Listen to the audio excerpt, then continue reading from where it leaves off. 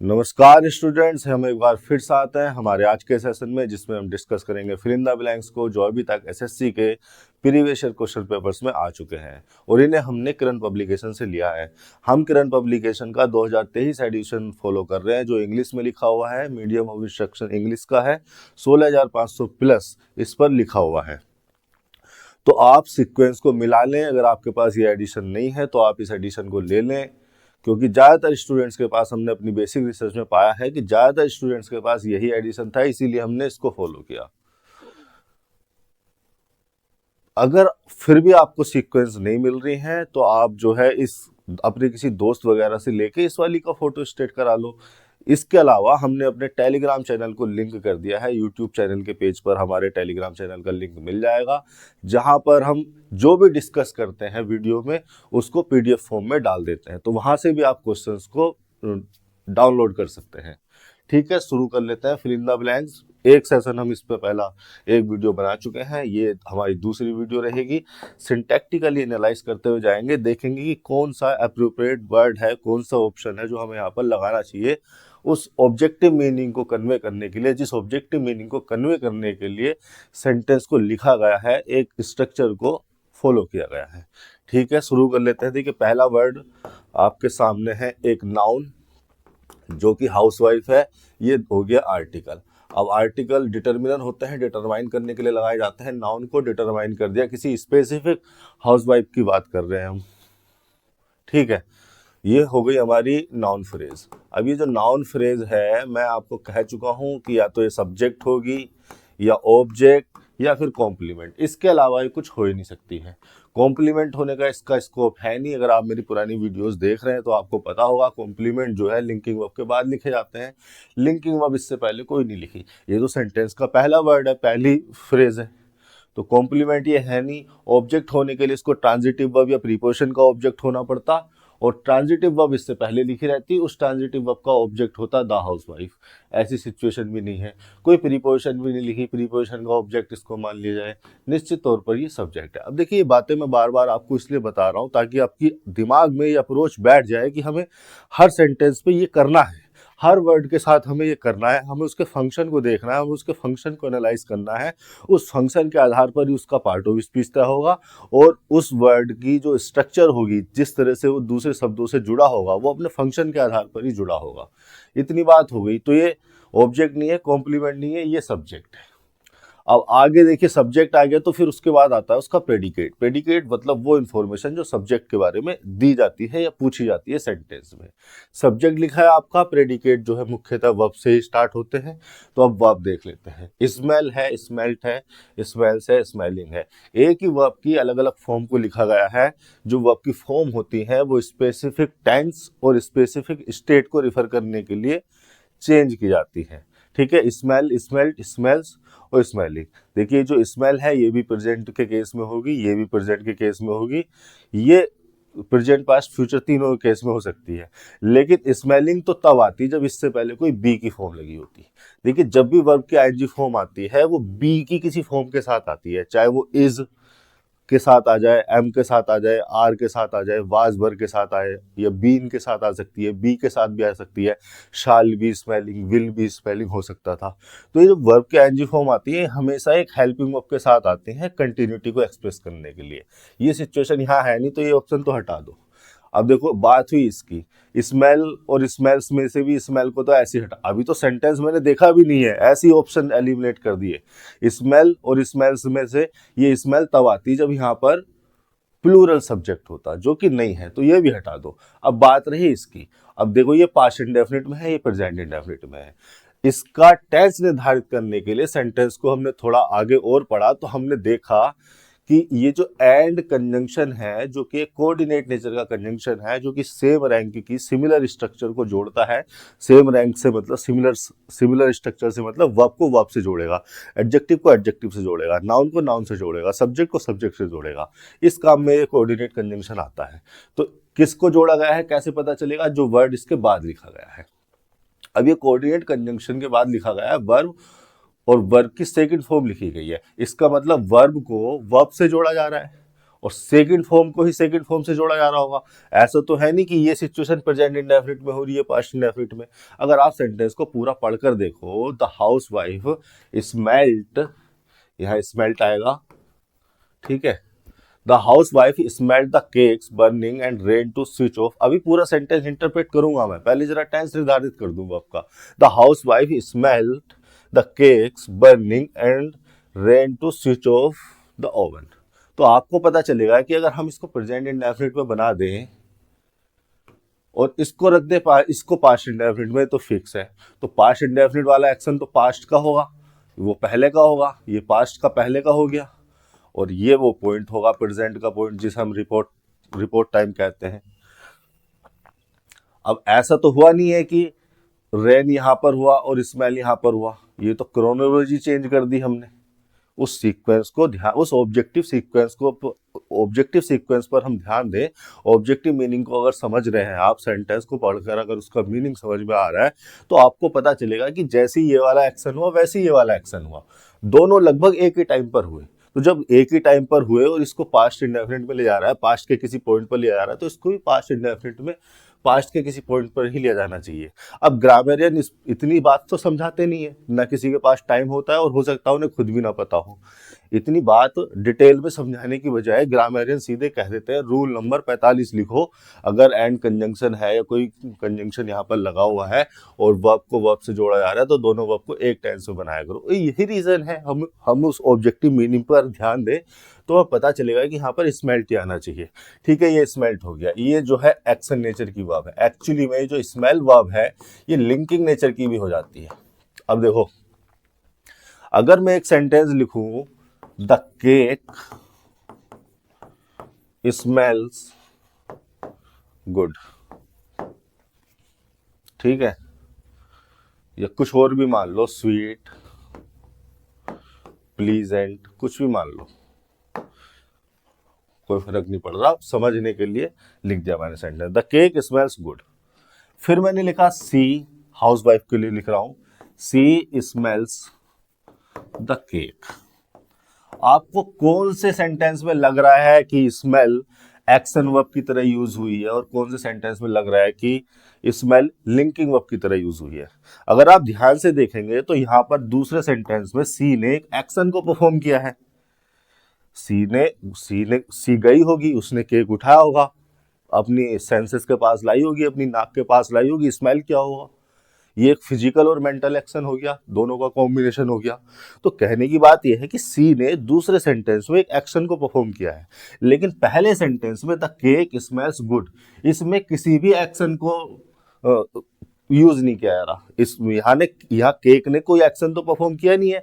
ऐसा तो है नहीं कि केक गया होगा उठ के और वो गुड को लाया होगा उठाकर, उसने गुड को स्मेल किया। यहाँ पर केक को और गुड को जोड़ा गया है एक लिंकिंग वर्ब से। ये लिंकिंग वर्ब ने एक कॉम्प्लीमेंट को सब्जेक्ट द केक से जोड़ दिया। कॉम्प्लीमेंट मतलब वो पूरक जो कि पूरा करने के लिए आया हो सब्जेक्ट के मीनिंग को, और स्मेल्स हमने लिंकिंग वर्ब की तरह यूज की। और ऐसे भी पता ना चल रहा हो ना, तो बी की किसी भी फॉर्म से, बी की कितनी सारी फॉर्म होती है, इज, एम, आर, वाज, वर, ये सब बी की फॉर्म होती है। बी की किसी भी फॉर्म से रिप्लेस करके देख लो। यहां पर लगाओ स्मेल की जगह इज, यहां पर भी स्मेल की जगह इज लगाओ। द केक इज गुड, ठीक है, मीनिंगफुल है। सी इज द केक, ये मीनिंगलेस हो गया। अब ये सेंटेंस मीनिंगफुल इसलिए रहा क्योंकि स्मेल्स यहां पर एक लिंकिंग वर्ब की तरह इस्तेमाल हो रही थी, इसीलिए एक दूसरी सबसे बेसिक लिंकिंग वर्ब उसको रिप्लेस भी कर पाई। लेकिन स्मेल यहां पर एक एक्शन वर्ब की तरह इस्तेमाल हो रही थी, इसलिए जब हमने उसको लिंकिंग वर्ब से रिप्लेस करने की कोशिश की तो फंक्शन चेंज हो गया, सेंटेंस का मीनिंग चेंज हो गया और सेंटेंस हो गया मीनिंगलेस। तो ये डिफरेंस होता है कि लिंकिंग वर्ब किस तरह से काम करती है। लिंकिंग वर्ब के बाद कॉम्प्लीमेंट लिखे जाते हैं, जो कि नाउन भी हो सकते हैं, प्रोनाउन भी हो सकता है, एडजेक्टिव भी हो सकते हैं। एडवर्ब मैनर नहीं लिखे जाते, क्योंकि एडवर्ब कैसे लगा दोगे आप? ये कॉम्प्लीमेंट लगा किसके लिए रहे हो? कॉम्प्लीमेंट लगा रहे हो इस सब्जेक्ट के लिए, तो सब्जेक्ट तो हमारा कोई नाउन या प्रोनाउन होगा। किसी नाउन प्रोनाउन के लिए कोई एडवर्ब लगा दोगे आप? कभी नहीं लगा सकते। एडवर्ब का तो काम ही वर्ब के लिए एडजेक्टिव या एडवर्ब के लिए आना है। तो ये डिफरेंस आप अगर समझ गए, इतना वर्ब को पहचानना सीख गए कि वो किस तरह से काम कर रही है, तो आपको ये पता लग जाता है कि वर्ब के बाद आना क्या है। वर्ब के बाद यहाँ एक एडजेक्टिव लिखा है गुड, और यहाँ इस वर्ब के बाद लिखा हुआ है द केक, जो कि एक नाउन है, और ये नाउन इस ट्रांजिटिव वर्ब का, स्मेल का ऑब्जेक्ट हो जाएगा। बेसिक सी बात है। उसी प्रकार से ये स्मेल्ट यहाँ पर एक्शन वर्ब की तरह इस्तेमाल हो रही है, और ये एक्शन भी कैसा है, ट्रांजिटिव नेचर का है, और इसके बाद लिखा हुआ है इसका ऑब्जेक्ट, ऑब्जेक्ट जो कि एक नाउन फ्रेज है, नाउन और डिटर्मिनर। फिर उसके बाद लिखा हुआ है बर्निंग। अब देखो बर्निंग वर्ब की आईएनजी फॉर्म है, अगर बर्निंग मेन वर्ब होती तो बी की फॉर्म के साथ लिखी गई होती, बी की कोई भी form is am are was were लिखी होती, यहाँ पर तो अभी समझाया ही था। तो मेन वर्ब की तरह इस्तेमाल तो बर्निंग हो नहीं रही है। इसके अलावा बर्निंग जीरेंड हो सकती है, वर्ब की आईएनजी फॉर्म जीरेंड बन सकती है, लेकिन जीरेंड जब होगी तो वो क्या होगी, नाउन होगी। और नाउन के फंक्शन मैंने आपको अभी यहाँ पर बताए थे, सब्जेक्ट होगा, ऑब्जेक्ट होगा, कॉम्प्लीमेंट होगा। तो क्या इस बर्निंग को सब्जेक्ट की तरह, ऑब्जेक्ट की तरह, कॉम्प्लीमेंट की तरह, या तीनों में से किसी एक की तरह भी आप जस्टिफाई कर सकते हो? नहीं कर सकते। फिर से वही बात, अगर सब्जेक्ट होता तो इसके बाद कोई प्रेडिकेट लिखा होता, और इससे पहले कोई कंजंक्शन आया होता। जब यहाँ पर एक क्लोज आपने खत्म कर दी तो दूसरी क्लोज स्टार्ट करने के लिए, जो कि सब्जेक्ट से स्टार्ट होनी चाहिए, यहाँ पर कोई कंजंक्शन लिखा होता। तो सब्जेक्ट तो ये है नहीं, ऑब्जेक्ट भी ये नहीं है, क्योंकि इससे पहले कोई ट्रांजिटिव वर्ब नहीं लिखी। ट्रांजिटिव वर्ब ही है जो अपने बाद ऑब्जेक्ट लेती है। ये स्मेल हमारी ट्रांजिटिव वर्ब थी, इसका जो इफेक्ट था वो ट्रांसफर होना था इस ऑब्जेक्ट पे, ठीक है। तो ये ट्रांजिटिव वर्ब अपने मीनिंग को पूरा करने के लिए ऑब्जेक्ट लेती है।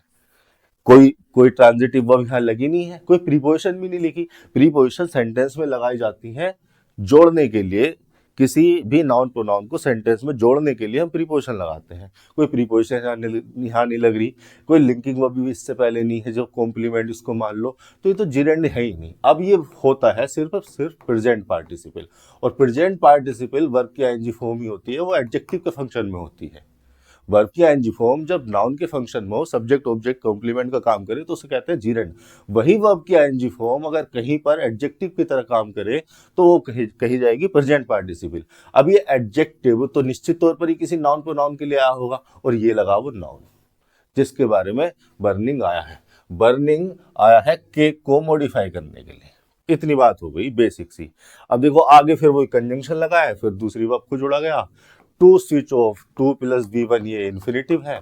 इन्फिनिटिव जो है नाउन भी हो जाते हैं, एडजेक्टिव भी हो जाते हैं, एडवर्ब भी हो जाते हैं। यहाँ पर ये किस फंक्शन में है, नाउन के, एडजेक्टिव के, एडवर्ब के? भाई चेक कर लो ना, नाउन होगा तो फिर से वही बात है, सब्जेक्ट ऑब्जेक्ट कॉम्प्लीमेंट होगा। सब्जेक्ट ऑब्जेक्ट कॉम्प्लीमेंट इसे यहाँ बना ही नहीं पाओगे, तो नाउन ये है ही नहीं। इसका मतलब ये एडजेक्टिव हो सकता है क्या? भाई एडजेक्टिव होगा तो किसी नाउन को मॉडिफाई करने के लिए आया होगा, कोई नाउन तो यहाँ पर लगा ही नहीं है। द ओवन लगा है, लेकिन द ओवन तो खुद स्विच ऑफ वर्ब का ऑब्जेक्ट है। इन्फिनिटिव भी है तो एक नॉन फाइनाइट वर्ब ही। भाई नाउन एडजेक्टिव एडवर्ब के फंक्शन में वो आ जाएगा, लेकिन मूल रूप से एक वर्ब है, तो वर्ब है तो वर्ब का एट्रीब्यूट भी तो लेकर चलेगा वो। जब हमने वो एट्रीब्यूट चेक किया तो हमने पाया कि स्विच ऑफ, जो कि एक फ्रेजल वर्ब हो रही है, वो एक ट्रांजिटिव नेचर की वर्ब है, उसका ऑब्जेक्ट लगा है द ओवन। तो इसका मतलब स्विच ऑफ एडजेक्टिव भी नहीं है, कि कोई नाउन को तो मॉडिफाई कर नहीं रही है जो इसे एडजेक्टिव कहते हैं। फिर ये निश्चित तौर पर क्या है, एडवर्ब। एक्चुअली में इन्फिनिटिव एडवर्ब रीजन या एडवर्ब पर्पस कहे जाते हैं। उसके रेन करने का, उसकी इस एक्टिविटी का रीजन क्या था? To switch off the oven. Why, ये जो एडवर्ब और रीजन है इन्फिनिटिव, ये होता है वाई का रिप्लाई। क्यों दौड़ी वो, क्यों भागी वो?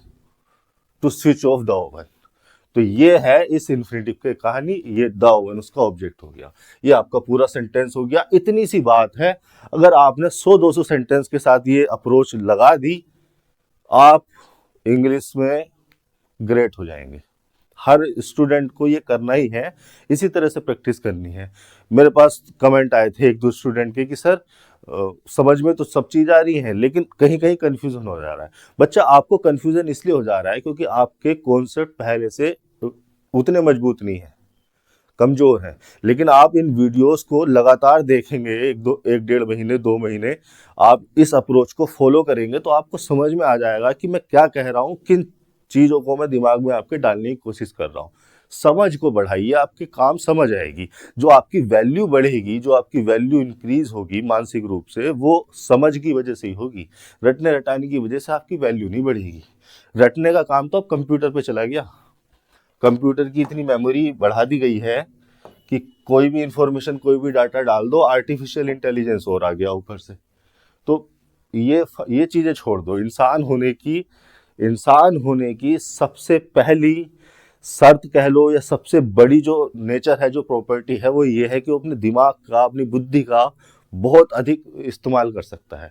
वो सोच सकता है, वो विचार कर सकता है। और जब आपने रटना शुरू कर दिया तो आपने सोचना विचार करना छोड़ दिया। आपने इंसान की जो मूल प्रवृत्ति है, जो मेन उसकी कैरेक्टरिस्टिक है, जब आपने उसको छोड़ दिया तो आप इंसान रहे कहाँ? आपने खुद अपनी वैल्यू को कम कर दिया। भाई इंसान इंसान क्यों बना? कैसे वो इवोल्यूशन हुआ, किस तरह से वो इवोल्यूशन हुआ, किस तरह के जानवर थे हम सब, आपने इतिहास में पढ़ा होगा। 7वीं 8वीं क्लास में ये चीजें सिखाई जाती हैं। जानवर से हम इंसान क्यों बने? क्योंकि हम अपनी बुद्धि का, अपने विवेक का प्रयोग कर पाए। आप उस बुद्धि का, उस विवेक का प्रयोग करने के बजाय रट्टा मारने में लग जाते हैं। ये अच्छी चीज नहीं है आपके लिए। आगे शुरू कर लेते हैं। An old legend king Shri हम लिव्ड इन इंडिया। देखो ये आपको चारों तरफ जो लिखी गई है, ये मल्टी वर्ड प्रीपोजिशन कही जाती है। मल्टी वर्ड प्रीपोजिशन मैं यहां पर लिख देता हूं, मल्टी वर्ड, ठीक से लिखता हूं, मल्टी वर्ड प्रीपोजिशन। ये ऐसी प्रीपोजिशन होती है जो कि प्रीपोजिशन और किसी नाउन वगैरह को जोड़कर बनाई जाती है किसी स्पेसिफिक मीनिंग को, किसी स्पेसिफिक फंक्शन को कन्वे करने के लिए। एक से ज्यादा वर्ड होते हैं इनमें तो मल्टी वर्ड कह दिया जाता है। अब इनके मीनिंग को समझने की कोशिश करें तो चलो पहले इससे शुरू कर लेते हैं। इन द इवेंट ऑफ, सेंटेंस पर हम अभी आएंगे, पहले जरा प्रीपोजिशन के फंक्शन पर और मीनिंग पर बात कर लेते हैं। कौन सी प्रीपोजिशनल फ्रेज है, किस सिचुएशन में इस्तेमाल होती है? इन द इवेंट ऑफ से शुरू करते हैं। ये लिखा आपका इन द इवेंट ऑफ। देखो सबसे पहले तो इसकी स्ट्रक्चर ही देख लो। ये जो ऑफ लगा है ये एक प्रीपोजिशन है, और ये प्रीपोजिशन लगा होगा अपने बाद आने वाले किसी ऑब्जेक्ट को, जो कि नाउन या कोई प्रोनाउन होगा, सेंटेंस में जोड़ने के लिए। और ये जो इन है, इस प्रीपोजिशन के द्वारा जोड़ा गया है एक इवेंट को। सेंटेंस हमने लिखा, मान लीजिए कि ये लिखा हमने सेंटेंस, ये हमने वो क्लोज लिखी, हमारी मेन क्लोज है, ये रहा आपका फुल स्टॉप। तो इन प्रीपोजिशन ने क्या किया? द इवेंट को सेंटेंस में जोड़ दिया। ऑफ प्रीपोजिशन ने क्या किया? अपने बाद लिखे जाने वाले ऑब्जेक्ट को इवेंट से जोड़ दिया। तो ये भी जुड़ गया और ये भी जुड़ गया। इसी तरह के फंक्शन में होती है ये। एक इसी के सिमिलर होता है, मीनिंग मैं भी बताऊंगा इनका किस सिचुएशन में इस्तेमाल होते हैं। इन द इवेंट ऑफ की सिमिलर होता है इन केस ऑफ। इसका भी ऐसा ही है। ये दोनों के दोनों क्या है? प्रीपोजिशन है। एक और सिमिलर आपको स्ट्रक्चर मिल सकती है देखने के लिए, इन द इवेंट दैट। अब देखो ये जो मैंने फ्रेज नीचे लिखी है इन द इवेंट दैट, इसमें ये जो दैट है ये कंजंक्शन है। तो इसके बाद जो भी लिखा जाएगा वो क्लोज लिखी जाएगी, क्योंकि दैट कंजंक्शन लगाया जाता है किसी क्लोज को जोड़ने के लिए। ये दोनों प्रीपोजिशन है, इसको आप कंजंक्शन कंसीडर करके चले। ठीक है, दैट कंजंक्शन ने उस क्लोज को जोड़ दिया सेंटेंस में, और इन लगा दिया गया द इवेंट को सेंटेंस के किसी भाग से जोड़ने के लिए। तो ये दोनों प्रीपोजिशन की तरह इस्तेमाल करना है, कंजंक्शन की तरह। जहां भी इन द इवेंट दैट लिखा हुआ आ जाए उसके बाद कोई क्लोज ही लिखी होगी, दैट कंजंक्शन से जोड़कर लिखी गई होगी। यहां तो ऑफ लगा हुआ है तो सिंपल सीधी बात है, ये तो प्रीपोजिशन ही है दोनों। अब देखो इन the event of, in case of या इन द इवेंट दैट लगाए जाते हैं किसी पॉसिबल फ्यूचर इवेंट को रिफर करने के लिए। ये जो इवेंट यहाँ पर लगाया जा रहा है, ये जो केस यहाँ पर बताया जा रहा है कि अगर फ्यूचर में पॉसिबली ये सिनेरियो हुआ, ये इवेंट हुआ, ये घटना हो गई तो, ठीक है, इफ समथिंग हैपन्स। इनका जो मीनिंग अगर आप डिक्शनरी पर डाल के देखोगे तो निकल के आता है इफ समथिंग हैपन्स। जैसे कि एग्जाम्पल के तौर पर मैं एक सेंटेंस लिखना चाहूं, the father left a letter to read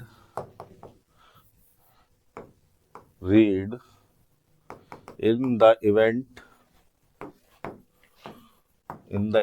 of his death।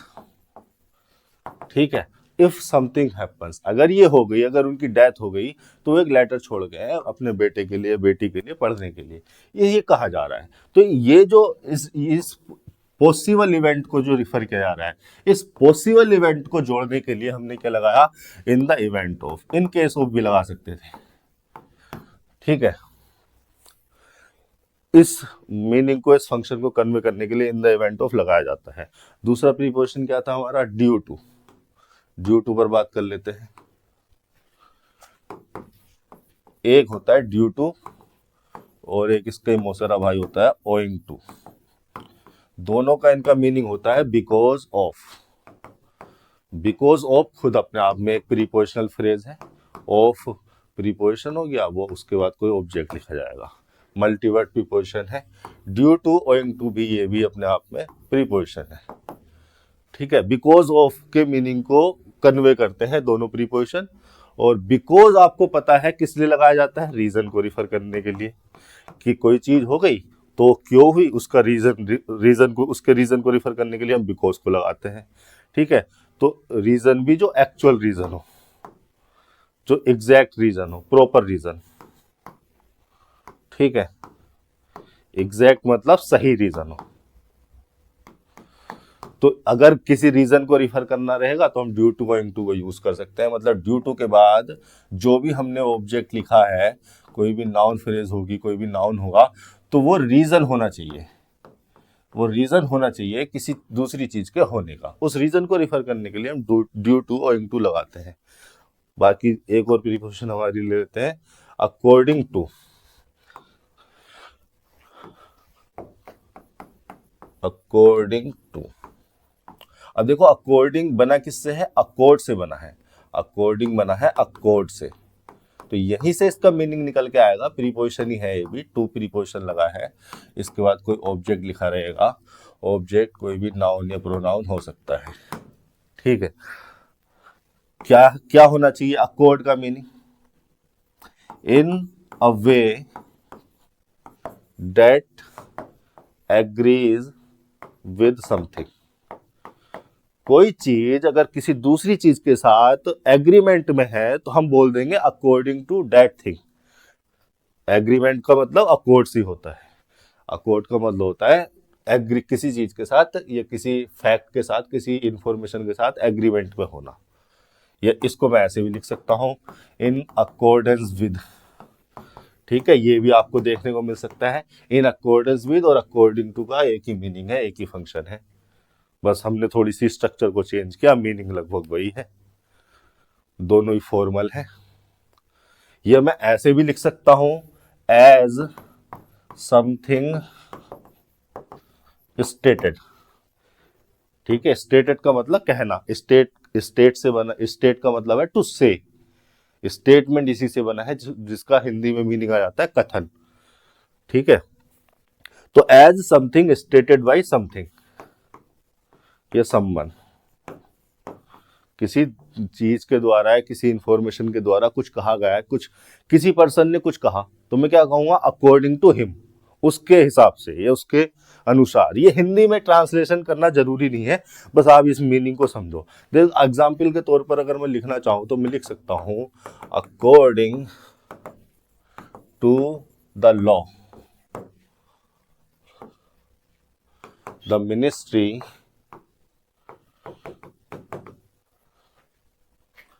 issued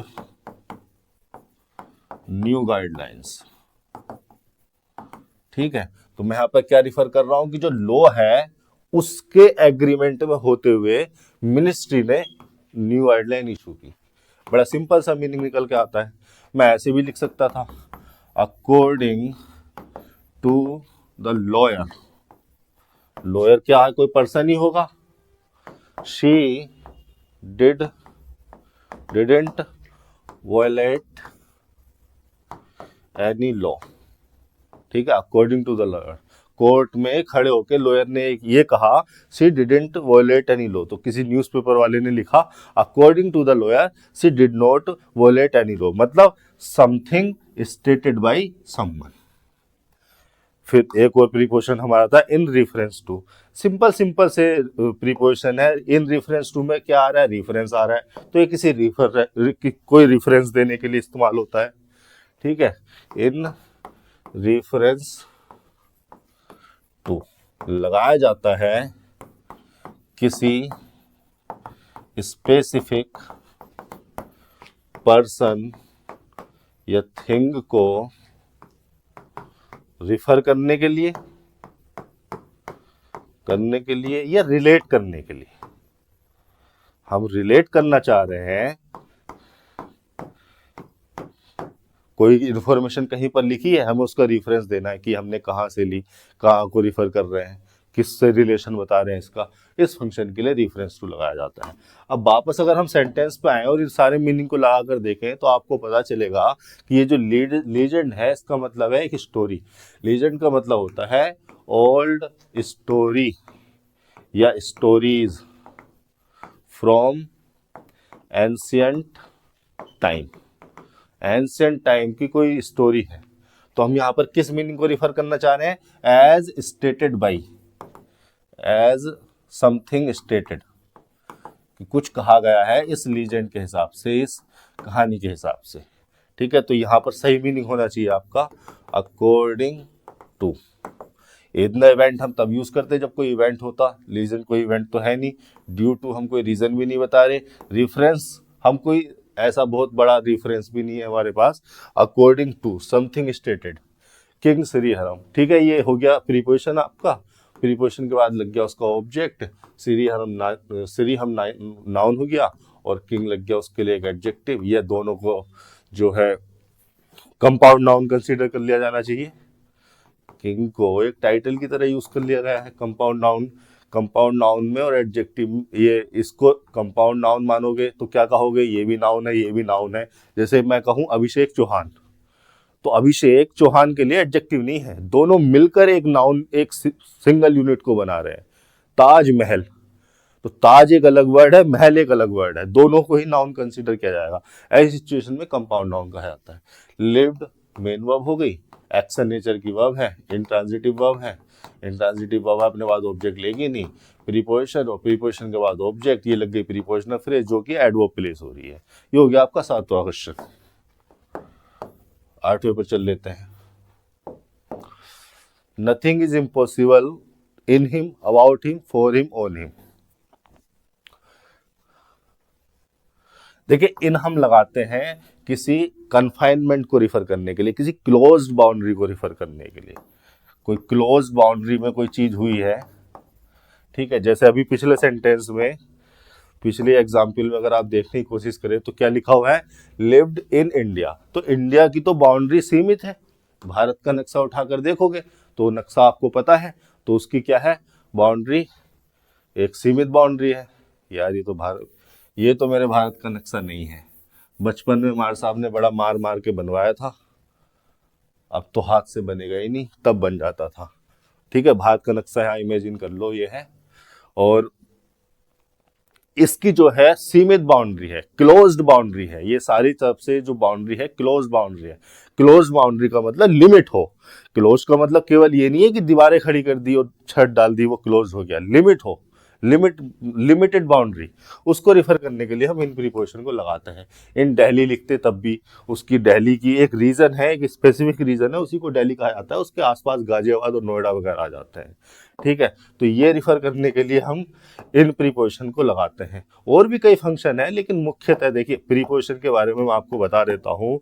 कोई भी ग्रामरियन, कोई भी टीचर ये क्लेम नहीं कर सकता कि उसने प्रीपोजिशन चैप्टर को पूरा पढ़ा दिया, क्योंकि एक एक प्रीपोजिशन 50-50 जगह पर यूज हो जाते हैं। प्रीपोजिशन और आर्टिकल, जो आर्टिकल होते हैं ए, एन और द, इनके बहुत ही वर्सटाइल फंक्शन है, बहुत ज़्यादा इसके फंक्शन है। हम जो बताते हैं या हम जो सीखते हैं ग्रामर में, ग्रामर के थ्रू हम इनके प्राइम फंक्शन को देखते हैं, प्राइम फंक्शन को सीखते हैं। लेकिन अगर आपको प्रीपोजिशन पर मास्टरी करनी है, आपको ये कहना है कि मेरा प्रीपोजिशन गलत हो ही नहीं सकता या मेरा प्रीपोजिशन गलत करता ही नहीं हूँ मैं, तो आपको रीडिंग स्किल्स इंप्रूव करनी पड़ेंगी। 2, 4, 6 किताबें पढ़ लोगे 4-6 महीने में बैठकर, अलग अलग प्रीपोजिशन आपके दिमाग से निकल जाएंगे। आपको खुद पता लग जाएगा किस सिचुएशन में कौन सा प्रीपोजिशन मीनिंगफुल होता है। प्राइम फंक्शन में आपको बता देता हूं, ठीक है। अबाउट लगाते हैं कंसर्निंग के मीनिंग में, कंसर्निंग, ठीक है। कोई चीज किसी से कंसर्न कर रही है, कंसर्न मतलब उसको रिलेट करने के लिए, रिफर करने के लिए कि ये इससे इसके बारे में है, कोई इंफॉर्मेशन है ये इसके बारे में है, ठीक है। फोर प्रीपोजिशन के बारे में बात करें, ऑन का आपको पता है किसी सरफेस को रिफर कर देता है, ठीक है। डे या डेट को रिफर कर देता है, डे या डेट को रिफर करने के लिए ऑन आ जाता है। फोर प्रीपोजिशन के बारे में अगर मैं बात करें, मैं 2 4 6 फंक्शन फोर प्रीपोजिशन के लिखवा देता हूं आपको, जो कि 90% सिचुएशन में आपको वैलिड दिखेंगे। 2 4 5% आपकी जो सिचुएशन है वो बच जाती है, और वो कोई ग्रामेरियन आपको नहीं बता सकता, वो आपको रीडिंग स्किल से ही करनी पड़ेगी। जब आप रीड करोगे, हर सेंटेंस में कोई ना कोई प्रीपोजिशन आएगा, और आप रोज ऐसे 200-400 सेंटेंस पढ़ रहे हो, किताबें पढ़ने की बात कर रहा हूँ, ये सेंटेंस नहीं। आप एनसीईआरटी की 6ठी 7वीं 8वीं 9वीं 10वीं क्लास की किताबें ले लें, वो पढ़ना शुरू करें, 2 4 6 महीने में आप पढ़ दोगे, आपकी जीके भी इंप्रूव हो जाएगी, और आपको ये बेसिक जो रीडिंग स्किल्स है, जो कॉम्प्रिहेंशन स्किल्स है, ये भी आपकी इंप्रूव हो जाएंगी। इसके बिना आपकी नैया पार लगेगी नहीं, चाहे आप मेरी बात आजमा कर देख लो। ये फोर प्रीपोजिशन को समझ लेते हैं। देखिए, फोर प्रीपोजिशन का प्राइम फंक्शन तो यही है कि ये पर्पस या किसी फंक्शन को रिफर करने के लिए यूज होता है। किसी चीज का कोई पर्पस है या उसका कोई फंक्शन है, उस फंक्शन को रिफर करने के लिए फोर प्रीपोजिशन। ये रीजन या कोज को भी रिफर कर देता है, ठीक है, रीजन या कोज को भी रिफर कर देता है। इसके अलावा आपने देखा होगा कि परफेक्ट, प्रेजेंट परफेक्ट में और प्रेजेंट परफेक्ट कंटिन्यूअस में ड्यूरेशन ऑफ टाइम को रिफर करने के लिए, ड्यूरेशन ऑफ टाइम को रिफर करने के लिए भी हम फोर प्रीपोजिशन का इस्तेमाल कर लेते हैं। इसके अलावा इन एक्सचेंज ऑफ समथिंग, किसी चीज के बदले में कुछ लिया हो हमने, तो उस एक्सचेंज को दिखाने के लिए भी हम फोर प्रीपोजिशन का यूज कर लेते हैं। जैसे मैं लिख सकता हूं,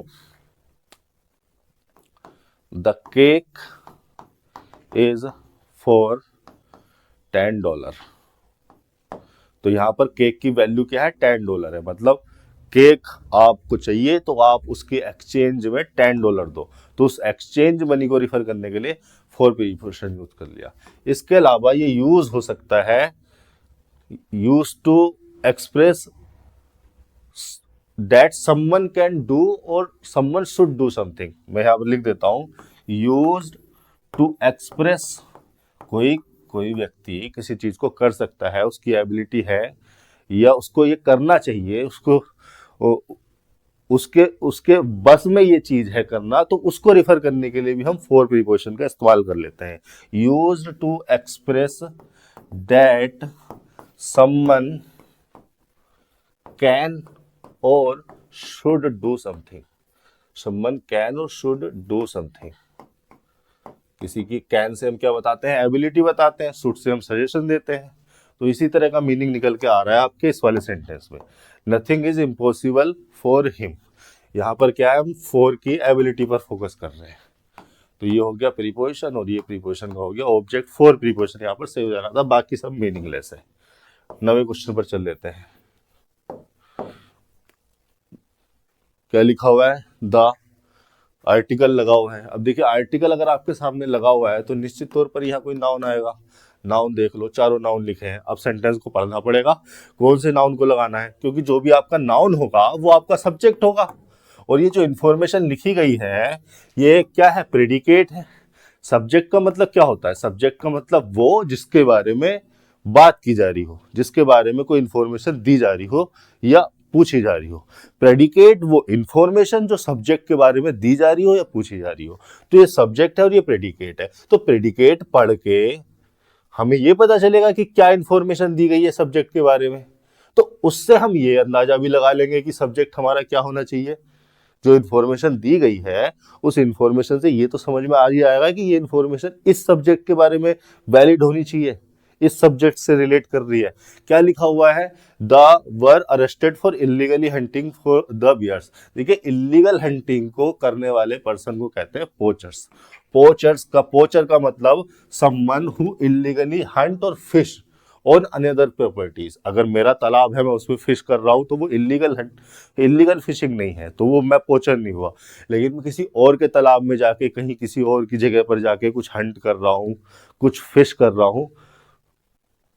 फिशिंग का मतलब मछली पकड़ना, हंटिंग का मतलब आपको पता है। अगर मैं ये कर रहा हूं तो मैं हो गया पोचर। तो ये जो बात यहाँ पर लिखी गई है, ये लिखी गई है पोचर के बारे में। सोल्जर्स का आपको पता है, विलेजर्स का आपको पता है, यहाँ नहीं होगा। रेंजर का मतलब होता है वो पर्सन जो फॉरेस्ट या किसी नेचुरल पार्क को प्रोटेक्ट करने के लिए रख दिया गया हो। रेंजर्स की भर्तियां भी निकलती हैं, कितने बच्चे जो है रेस लगाते हैं रेंजर बनने के लिए। भारत सरकार जो है इन इनको नौकरी देती है। तो रेंजर के बारे में भी ये बात नहीं लिखी गई, ये लिखी गई है पोचर के बारे में। यहीं से आपका सेंटेंस हो गया। बाकी आप जो है अपना इसे इंटरप्रेट कर लो। Were arrested, be plus verb की थर्ड फॉर्म पैसिव मीनिंग को कन्वे कर रही है, पैसिव मीनिंग को कन्वे कर रही है। फोर लग गया प्रीपोजिशन, वो उस रीजन को रिफर करने के लिए कि उनको अरेस्ट क्यों किया गया। ठीक है। इलीगल हंटिंग, हंटिंग हो गया नाउन, जीरेंट फॉर्म में है, वर्ब की आईएनजी फॉर्म लिखी हुई है जीरेंट। इलीगली लिखा हुआ है, इसके लिए एडजेक्टिव नहीं, एडवर्ब है। इलीगल, इलीगल होता है एडजेक्टिव, और इसी में ly लगा दिया तो क्या बन गया, इलीगली एडवर्ब। अब देखो यहां पर मैं आपको बताऊं, इलीगल अगर लिखा होता ना तो वो ज्यादा सही होता, क्योंकि इलीगल क्या होता, एडजेक्टिव होता, और उसके बाद लिखा हुआ है नाउन। एडजेक्टिव आ गया नाउन को मॉडिफाई करने के लिए। लेकिन एक बात यहां पर ऐसी है जो आपको समझनी चाहिए, वो ये कि जो हंटिंग है, भले ये नाउन के फंक्शन में है और इसको जीरेंट कह रहा हूं मैं, लेकिन ये मूल रूप से है तो एक नॉन फाइनाइट वर्ब ही। जब मूल रूप से ये वर्ब है और ये हंटिंग वर्ब होने की वजह से ट्रांजिटिव वर्ब है चूंकि, तो उस ट्रांजिटिव वर्ब होने की वजह से अपने बाद अपने लिए ऑब्जेक्ट भी ले गई, तो ये एडवर्ब क्यों नहीं ले सकती, एडवर्ब भी ले सकती है। लेकिन सही स्ट्रक्चर, अगर इसको सही से लिखना था तो हमें इस तरह से लिखना चाहिए था, इलीगली को बियर्स के बाद लिखते, क्योंकि ये जो इलीगली है ये बता रहा है एडवर्ब ऑफ मैनर, और एडवर्ब मैनर को ट्रांजिटिव वर्ब के ऑब्जेक्ट के बाद लिखा जाता है। अगर आपको लिखना भी है एडवर्ब मैनर इस ट्रांजिटिव वर्ब के लिए, तो ट्रांजिटिव वर्ब के बाद ऑब्जेक्ट लिखो, फिर लिखो एडवर्ब मैनर इलीगली। लेकिन ये कोई ऐसा कॉन्सेप्ट नहीं है, ये मैनर के बारे में है। हाँ, फंडामेंटल है, बेसिक समझ है, लेकिन ये इंग्लिश को बोलने और लिखने के बारे में है।